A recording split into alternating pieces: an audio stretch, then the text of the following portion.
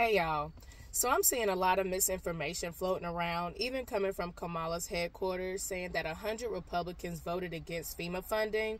This is not true. 100 Republicans voted against a revised budget bill that was presented by the House Republicans that excluded securing our elections and continued reckless federal spending. There, I fixed it. On September the 9th, 2024, Bill H.R. 9494 was presented by House Republican Clay Higgins out of Louisiana.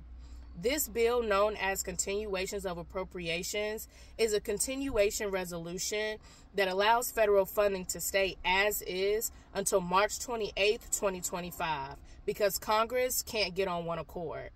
Many delegates were not in favor of a CR under this administration because they didn't support continuing spending funds how we have been spending them. But also, nobody is in favor of a potential government shutdown right now. So until Congress can get an agreement about the annual budget for 2025, this acts as a placeholder. In addition, the bill also allocated an additional $10 billion in emergency non-defense for FEMA, coupled with the $20 billion already allotted in the budget for fiscal year 2025.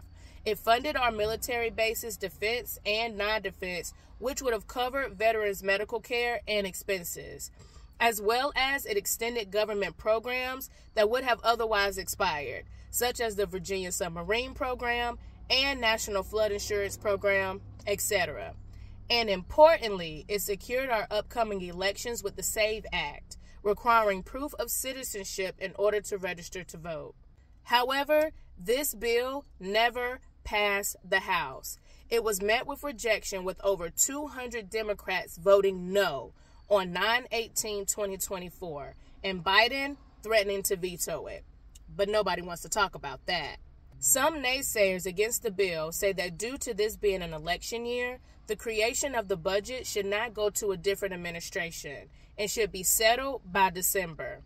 Also, the House said they wanted more money, said the bill didn't have enough funding going to national security and the military to sustain them for 6 months, and didn't cover enough veterans' medical expenses. They said the bill lacked funding for Social Security and for TANF recipients and the IRS to make sure the wealthy paid their taxes.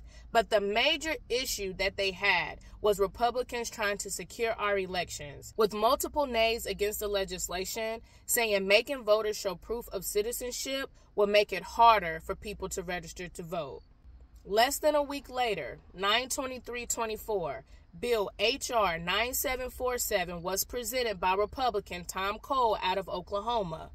This was a revised H.R. 9494 that Higgins tried to pass about a week before, with much of the same content, but with some exceptions and additional spending.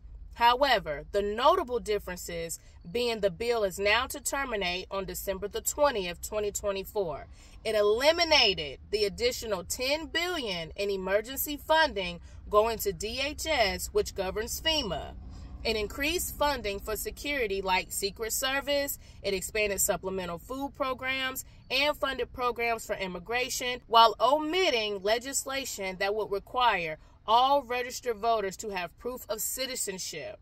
This bill passed into law on 9/25, with 100 Republicans voting no. No, we are not going to ramp up spending. No, we are not going to fund and expand programs that need to be reformed. No, we are not stripping away the SAVE Act that secures our elections. And no, we are not voting for revisions that will further take this country into debt and decline. Suggesting these Republicans will block FEMA assistance when many Republicans just passed Bill H.R. 8752 through the House to fund FEMA in June, even though 197 Democrats voted to block it, is absolutely insane. Many of those 100 Republicans then went a step further, writing Congress, despite their no votes on the bill, to explain how important it was to still get FEMA aid to the hurricane victims now. Getting aid to those who need it should be non-negotiable and should be a separate piece of legislation altogether. The needs of the American people should always be put first and not put in limbo because Congress can't get along.